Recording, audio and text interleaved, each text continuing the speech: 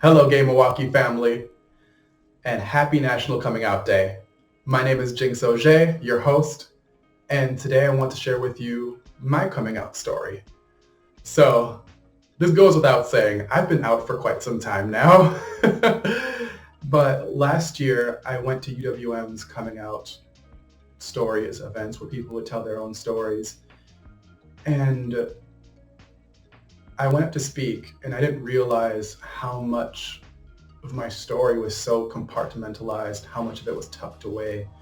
And even in a safe space, when you share those things, when you unlock those boxes, when you bring it all up, it was still in a very emotional thing I had to say in front of people. And I didn't realize how hard it was. I remember I started tearing up. And I didn't really finish my story. I tried to just get to the end of it because I didn't realize just how much of that tucked away and bottled up, and just how much of that really played a role in my life. And for anyone that's come out, at least for me, this is my experience. I hope it doesn't invalidate anybody's, but coming out always for me felt like it wasn't just one thing like they made it out to be. Coming out is like coming out in phases. Like any other aspect of my life, it's not just one thing, it's a constant thing. I feel like is always it's always episodic. And I just wanted to tell that story on here, and maybe it resonates for some of you. So before I begin the story, I can't really tell my story without addressing color. And it begins as a child. My father is a white Caucasian man that's of German descent. He was born in America, and my mother is an immigrant Black woman from Jamaica. And they met and had me, and my mother came here with $5 in her hand, and she, as a woman, as a Black woman, as an immigrant, she has to work so much harder to get anywhere in life. And a lot of her perception was viewed from that lens.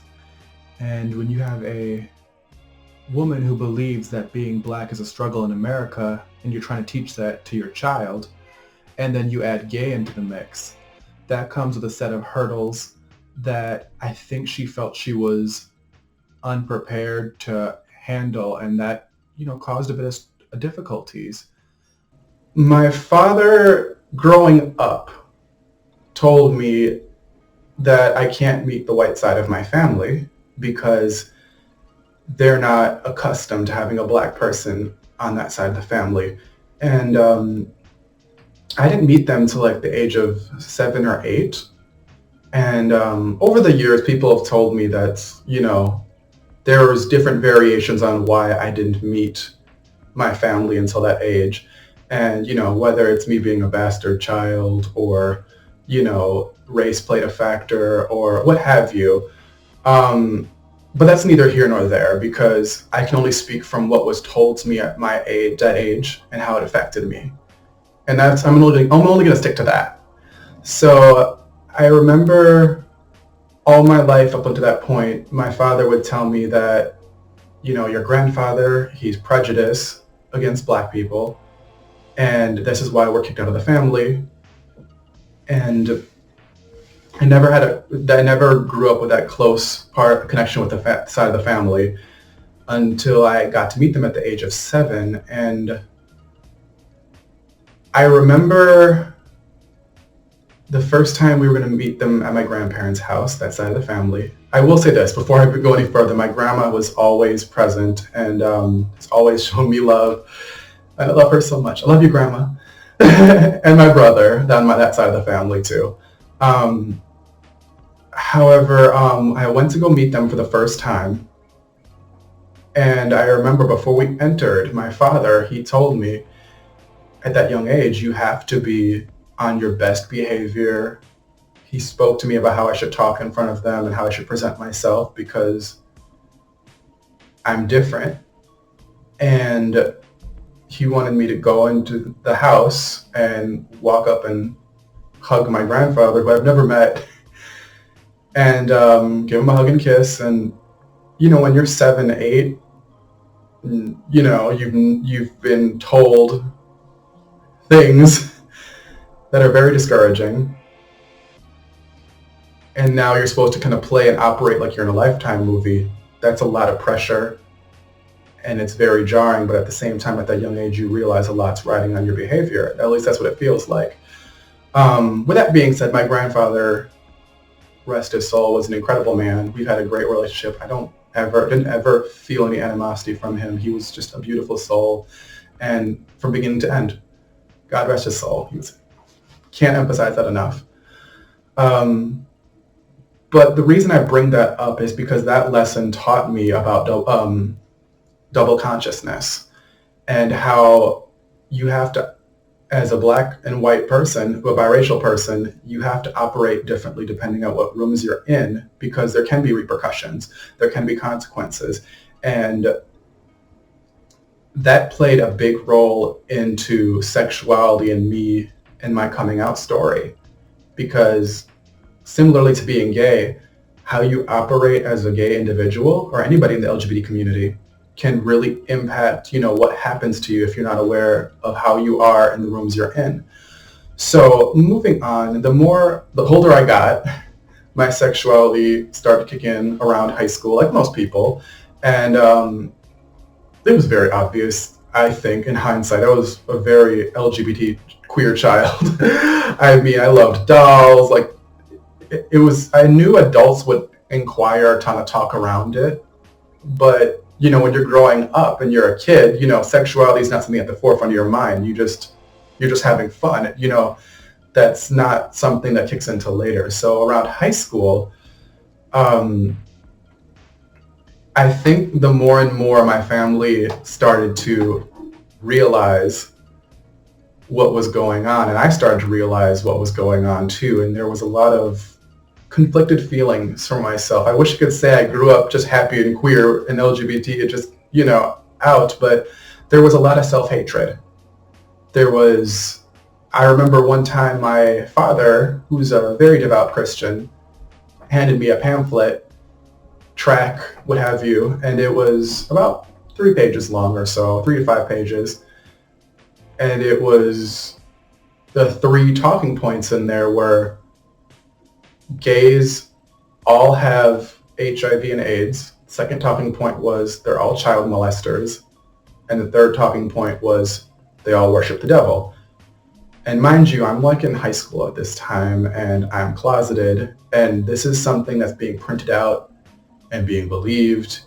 So, and a lot of people were less accepting back then on top of that. So it was a very difficult experience, because I was starting to realize, who I was, and, it's hard to turn that off. And, being black and gay, it's like quadruple consciousness at this time, not double consciousness. So a lot of conversations, a lot of the ways, you carry yourself or dress or talk feel like you're walking through a landmine field. What's the next move you make where something's going to go wrong? Or it's like walking on eggshells. And I think I built a lot of my life around being what I thought people wanted to hear. I spent a lot of time trying to make people happy, trying to think of what is it they want to hear me say. And I felt like nothing if I let people down, or if they thought I was a threat or something that challenged their belief systems. And that was very discouraging. But, with that being said, that can only go on for so long. And I remember I would hang out with the goth kids in high school, because I just thought they had a bit of an outsider element to that, and I resonated. And when it came to sexuality, they were the only group that were accepting of people that were queer. And it was very fascinating to be around people that had a hone on their sexuality at such a young age. I really appreciated being around that, because as somebody who was denial and closeted, that was a glimpse into a world I never had before. Eventually, I made my way to Milwaukee Pride Fest. I snuck on a bus there and was super incognito, hoping nobody would see me, but I just had to go. I had to go. And it was the most warm, friendly experience. So many people were just warm, friendly, and just fun and welcoming. And I remember that was the moment when I realized I was holding on to so much. When I realized I didn't have to hold on to that, when I let it put it down, I didn't realize how heavy all of that juggling and spinning plates of trying to be what everybody wanted me to be was until that moment. That was also the first year I went, was the day I met my future husband, coincidentally. So there was a lot of magic at Milwaukee Pride Fest in 2007 was my first time I think I went. And going forward, that was a huge cornerstone to my life, me and Milwaukee Pride. Eventually I grew up and my brother was aware about my sexuality. I talked to him about it in my friend circle. And we dabbled with the idea of coming out, but I was still very, very self-conscious. Like, I built my life around what other people thought.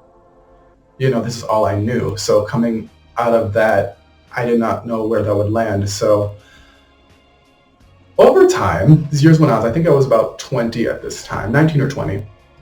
And I think I was 19, and I got a message on MySpace saying, "Would you like to dance for Milwaukee Pride?" And I'm like, is this a joke? And eventually I did, and it was such a, Houston Barnard, a singer, messaged me, and it was such a fun experience. I remember just dancing with other guys and drag queens. It was so much fun, and just to be around my tribe, and I love dancing. Anybody knows me, so it was just so much fun to be a part of that world and just, be free and not think about what other people thought for once. And as amazing as that was, there were pictures that my father, he called me up and he said my stepmother said I was at Milwaukee Pride. And I remember that conversation being so heavy. I felt so violated and uncomfortable. And when you're young and your sexuality, and when you're trying to figure it out, anybody at a young age, when you're trying to figure out sexuality and a grown-up makes that topic about them and how they feel about it, grown-ups, it's a lot to process, even with other people's opinions. So I felt exposed, I felt very hurt, and that moment taught me how easily you can be discarded. All of our episodes together, when you're kicked out of your family for dating a black woman, and then you kick out your own son because he's gay. So it really felt like a betrayal. If anybody could understand, you think this person would. So I didn't really have much family at the time. My mother lived in Florida, and around that time I wasn't invited for holidays. It was kind of, the white side of my family didn't really address issues head on. It was very much sweep it under the rug, or don't talk about it, or we're not going there. And I didn't have many people that I could count on in my family, and I felt very lonely.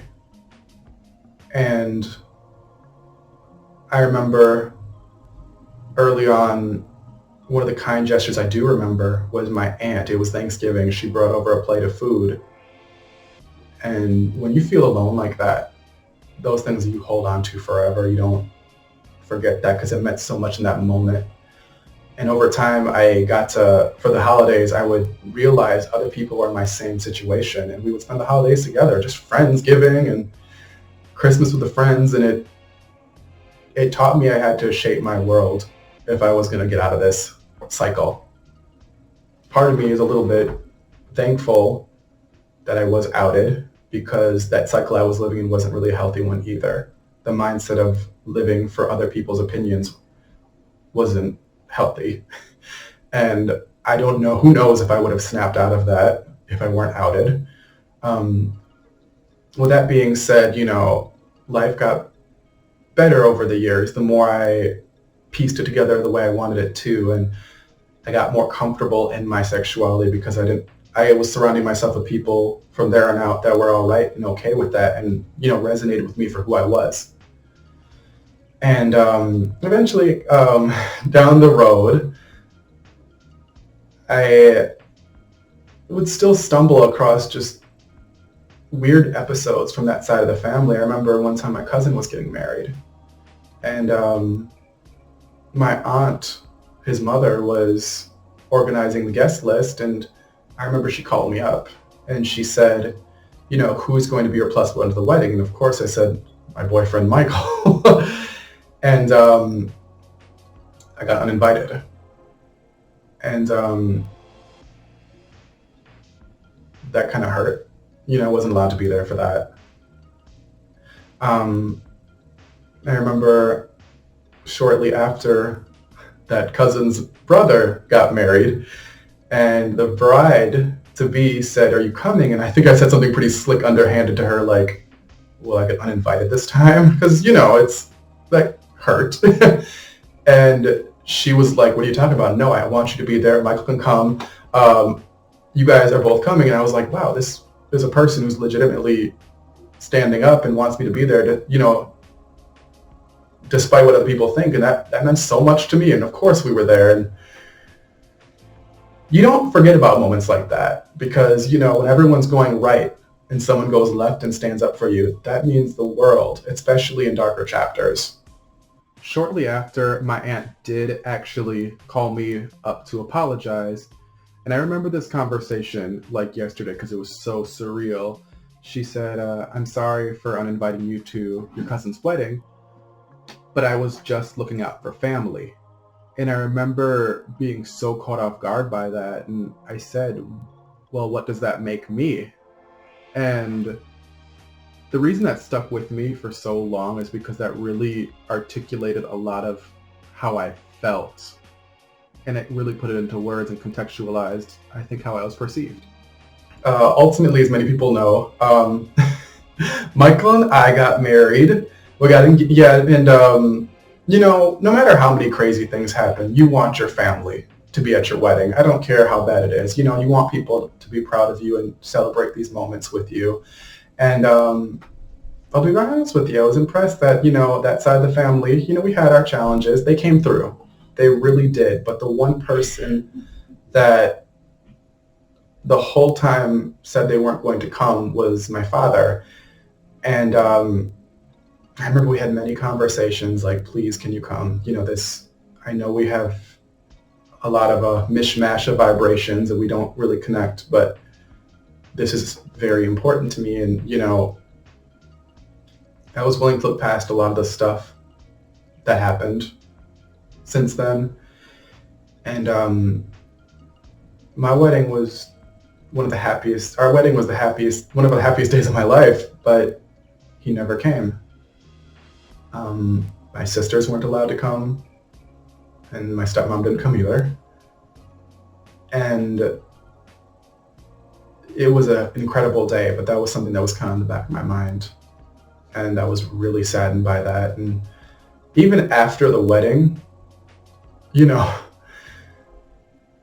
can't let that show, because that's a lot of people's first interracial wedding, a lot of people's first gay wedding. You really want to represent and make sure, this is the first time people are seeing this. Some of the people didn't realize that we're coming, that I was gay. I had to come out to them too. So you want to make sure what they're seeing is in good spirit and shows, this represents what we've all been fighting for.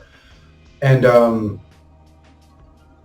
that took a lot of energy. I mean, Michael and I were always good, but I think that aspect, putting on a smile when times you weren't really happy because of how people would talk about, gay marriage, or somebody that, is a Trump supporter and says some terrible things regarding that, but still, want you to be there for Christmas for something. It's like, it's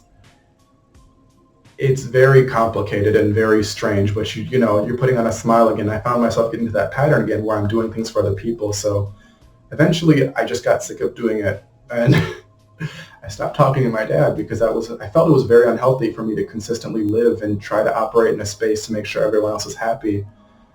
And we haven't spoken in years, but a lot of that really,